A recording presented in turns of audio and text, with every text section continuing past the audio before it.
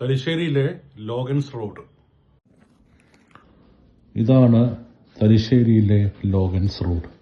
തലശ്ശേരി എന്ന ചെറുപട്ടണത്തിന്റെ ഹൃദയഭാഗത്ത് പഴയ ബസ് സ്റ്റാൻഡിന് സമീപത്തുള്ള ഏതാണ്ട് 1 കിലോമീറ്ററോളം നീളമുള്ള ലോഗൻസ് റോഡ്. നിരവധി ധനകാര്യ സ്ഥാപനങ്ങളും കച്ചവട സ്ഥാപനങ്ങളും ഈ ഭാഗത്ത് പ്രവർത്തിക്കുന്നു. മലബാറിലെ മുൻ ജില്ലാ കലക്ടറായിരുന്ന വില്യം ലോഗന്റെ പേരിലാണ് ലോഗൻസ് റോഡ്. ബ്രിട്ടീഷ് ഭരണകാലത്ത് മലബാർ ജില്ലയുടെ ഭരണതലപ്പത്തുണ്ടായിരുന്നത് ജില്ലാ കലക്ടറായിരുന്നു. 1800നും 1947നും ഇടയിൽ നിരവധി ബ്രിട്ടീഷ് കലക്ടർമാർ മലബാറിൽ പ്രവർത്തിച്ചു. ഇതിൽ ഏറ്റവും ജനപ്രിയനായ കലക്ടറായിരുന്നു വില്യം ലോഗൻ. 1862ലാണ് സ്കോട്ട്ലൻഡുകാരനായ വില്യം ലോഗൻ മദ്രാസ് സിവിൽ സർവീസിൽ പ്രവേശിക്കുന്നത്.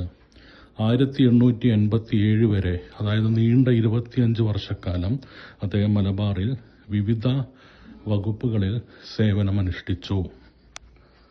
വില്യം ലോഗന്റെ വിഖ്യാതമായ കൃതിയാണ് മലബാർ മാനുവൽ.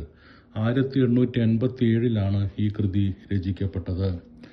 19ാം നൂറ്റാണ്ടിലെ മലബാറിനെ കുറിച്ച് മാത്രമല്ല, മലബാർ എന്ന പ്രവിശ്യയെക്കുറിച്ചുള്ള ഏറ്റവും ആധികാരികമായ കൃതിയാണ് മലബാർ മാനുവൽ.